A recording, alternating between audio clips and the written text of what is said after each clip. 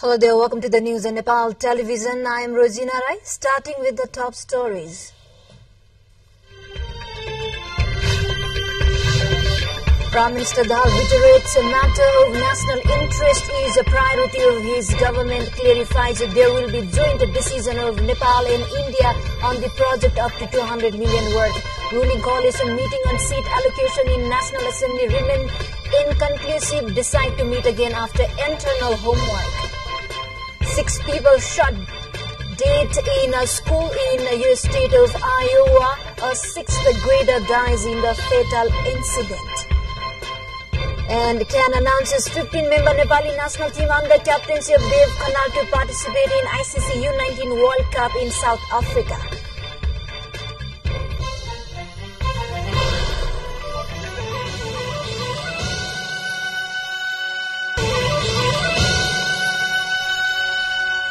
Welcome back, and now news in detail.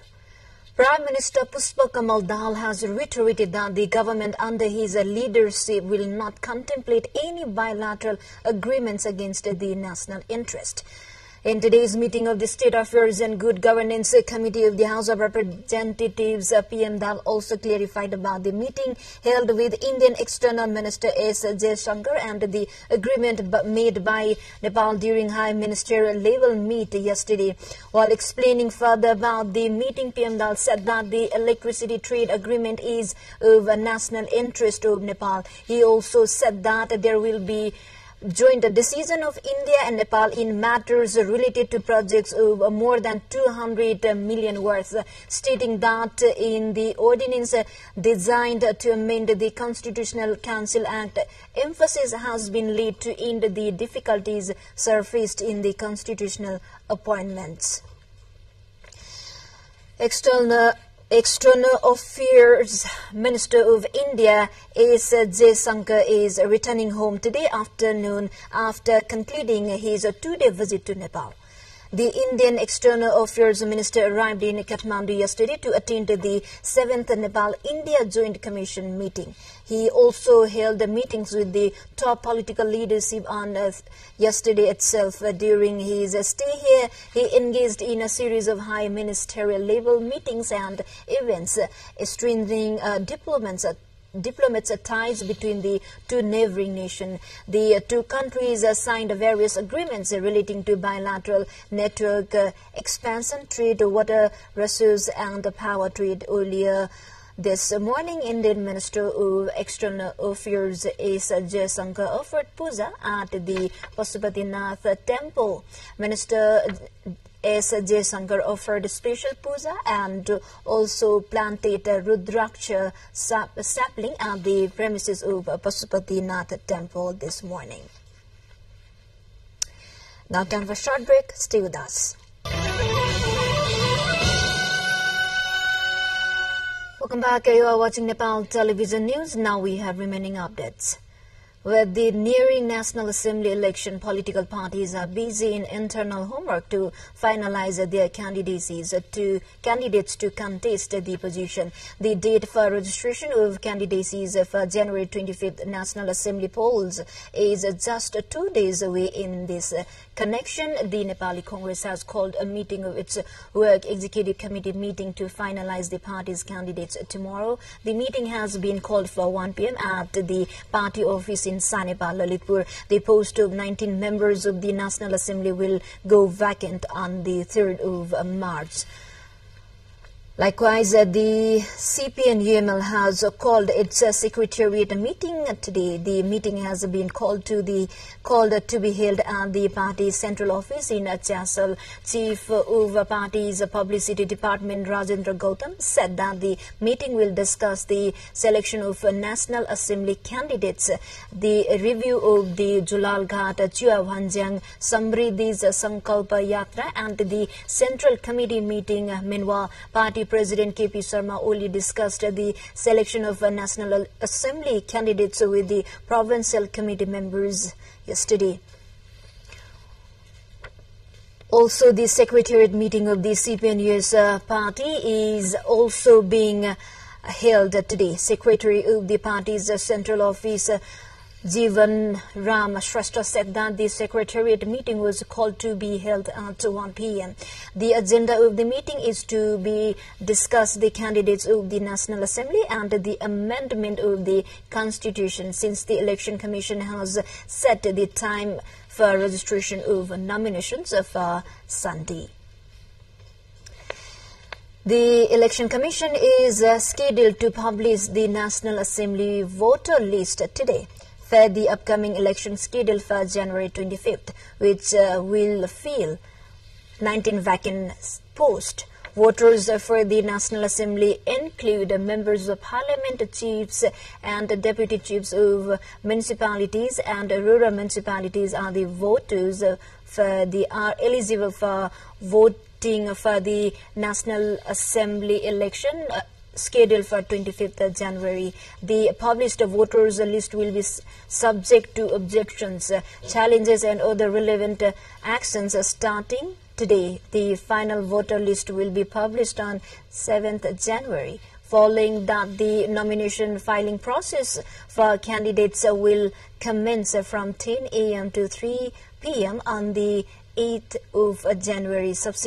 Subsequently, the final candidate list will be unveiled on January 12th and the election symbols will be provided to the candidates by the Election Commission on 13th of January. Since the promulgation of the Constitution in 2072, the tenure of National Assembly members elected at that time was determined through a lottery. Initially, those members who had a tenure of 6 years were supposed to complete their term on the upcoming Falgun 20. The vacant positions of National Assembly members are constitutionally required to be filled through an election 1 month prior. To the further update, for the first time of its kind, the government is appointing Vice Chancellor of the Tribhuvan University through open competition. Issuing a notice today, the committee formed to select or recommend the VC of the TU has short applications from the qualified individuals for the open competition. Prior to this, Prime Minister and Chancellor of the TU, Pushpa Kamal Dahal, has said that the VC of the TU would be appointed on the basis of merit by ending political appointment in the country's largest and the grand old university. The notice of the recommendation committee comes in line with the PM's announcement to appoint the VC based on meritocracy. This time, qualification and experiences, concept paper and 4-year-long plan of actions of the applicants would be considered for the appointment of the VC of TU. Time for a short break again. Stay with us. Welcome back. Thank you for staying with us. Now we have updates from international front lines. A student shot 6 people, one of them fatally at a high school in the U.S. state of Iowa before taking his own life on the first day back from holiday break, police said. A pretty rudimentary improvised explosive device was found by investigators at Ferry High School, police said, and rendered safe. 5 of those shot were students and 1 is a school administrator. The student that died was in 6th grade, which is for 11 or 12-year-old. Reports of an active shooter came in at 7:37 local time and the first officer reached the scene within minutes, police said. The suspect was later identified as Dylan Butler, a 17-year-old student. He was armed with a pump-action shotgun and a small caliber handgun, according to police. Of the injured, 1 was in a critical condition and 4 were stable. The shooting came as one of the candidates, Republican Vivek Ramaswamy, was scheduled to campaign in Ferry School. South Korea told civilians on Finghang Island to evacuate after North Korea fired around 200 artillery shells off its west coast. Seoul's defense minister said about 200 shots were fired by North Korea. near Pyongyang Island. A defense ministry official said at a briefing with Pyongyang local officials telling AFP that civilians had been asked to evacuate.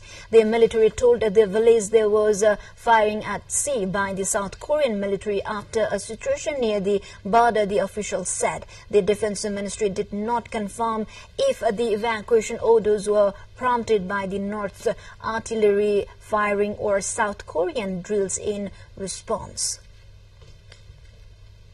Now to further development, 3 people were killed and at least 28 injured when 2 trains collided on Indonesia's main island of Java.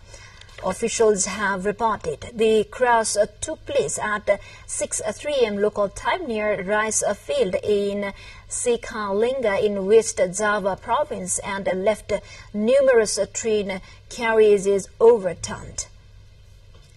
And the rest have said that the Turanga train carried 287 passengers while 191 people were aboard the local commuter line. It has informed all passengers had been evacuated while the injured were taken to a local hospital, said a provincial police spokesman Ibrahim Tombo. To the more updates, before that, let's have a quick look into the highlights of the side. Much of northern France is drenched with severe flooding from Storm Hank, causing residents of multiple communities to be evacuated from their homes by boat. Aerial images of Beldinsky, a flooded town in northern France, where some homes are surrounded by water.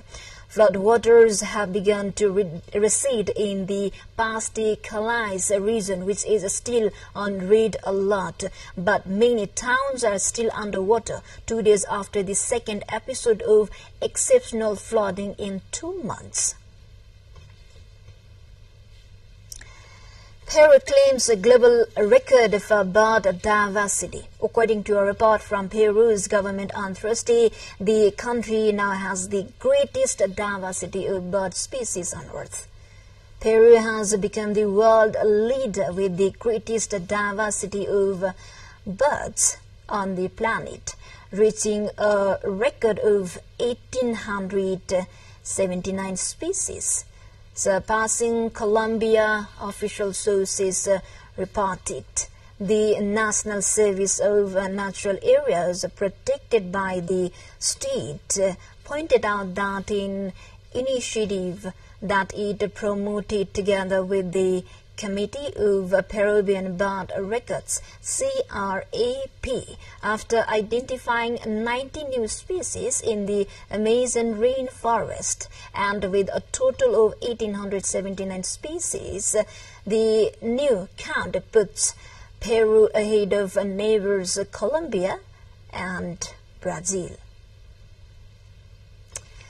Now time for sports.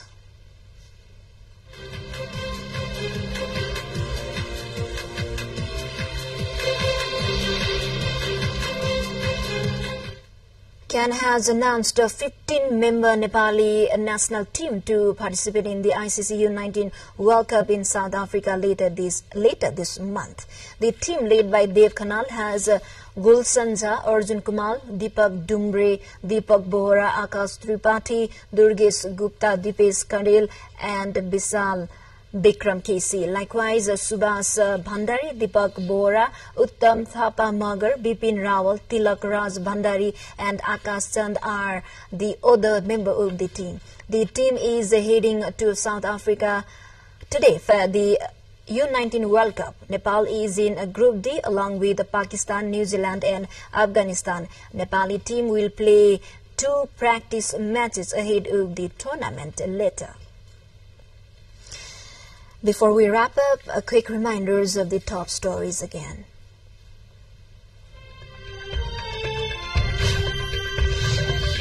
Prime Minister Dahal reiterates a matter of national interest is a priority of his government. Clarifies that there will be joint decision of Nepal and India on the project up to 200 million worth. Ruling coalition meeting on seat allocation in National Assembly remains inconclusive. Decide to meet again after internal homework. 6 people shot, 1 die in a school in U.S. state of Iowa. A 6th grader dies in the fatal incident. And CAN announces 15-member Nepali national team under captaincy of Khanal to participate in ICC U19 World Cup in South Africa.